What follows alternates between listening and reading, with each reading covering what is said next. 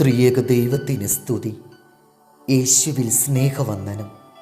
ആകാശത്തിൽ വളരെ ഉയരത്തിൽ താമസിക്കുന്ന ഒരു പക്ഷിയുണ്ടെന്ന് പുരാണം പറയുന്നു. ഹോമപക്ഷി എന്നാണ് അതിൻ്റെ പേര്. ഈ പക്ഷി മുട്ടയിടുന്നത് ആകാശത്തിൽ തന്നെയാണ്. പക്ഷി മുട്ടയിട്ടു കഴിഞ്ഞാൽ അത് താഴേക്ക് വീണുകൊണ്ടിരിക്കും. എന്നാൽ ഹോമപക്ഷി മുട്ടയിടുന്നത് വളരെ ഉയരത്തിലായതുകൊണ്ട് പല ദിവസം കഴിഞ്ഞാലും മുട്ട ഭൂമിയിൽ വീഴില്ല. മുട്ട താഴേക്ക് വീണുകൊണ്ടിരിക്കുന്ന സമയം കൊണ്ട് അത് വിരിഞ്ഞ് കുഞ്ഞ് പുറത്തു വരും. കുഞ്ഞ് പുറത്തു വന്നാലും അത് താഴേക്ക് വീണുകൊണ്ടിരിക്കും. അവസാനം ഭൂമിയോട് അടുക്കുമ്പോഴേക്കും ആ പക്ഷിക്കുഞ്ഞിന് ബോധം തെളിയും. താൻ താഴെ ഭൂമിയിലേക്ക് വീണാൽ തൻ്റെ പൊടി പോലും ബാക്കി കാണില്ല എന്ന ചിന്ത അതിനുണ്ടാകും.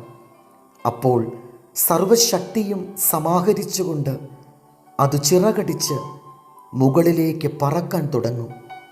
ആ യാത്ര അതിൻ്റെ തള്ളപ്പക്ഷിയുടെ അടുക്കലേക്കാണ്. ആ യാത്രക്കിടയിൽ അത് ഇടം വലം നോക്കില്ല.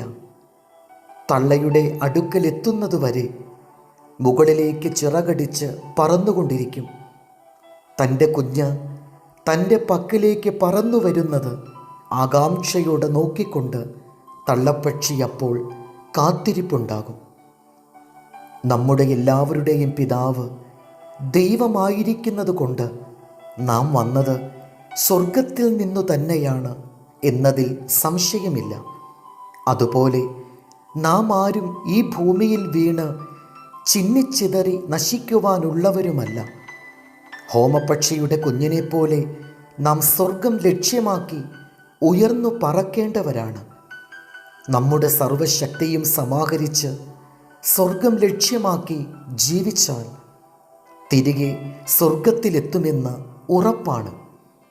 ഹോമപക്ഷിയുടെ കുഞ്ഞ് ആകാശത്തിലേക്ക് പറന്നുയരുന്നത് സ്വന്തം ശക്തിയിലാണെങ്കിൽ നാം സ്വർഗം ലക്ഷ്യം വയ്ക്കുമ്പോൾ ദൈവം തന്നെ താഴേക്കിറങ്ങി വന്ന് നമ്മെ സഹായിക്കുമെന്നതിൽ സംശയം വേണ്ട.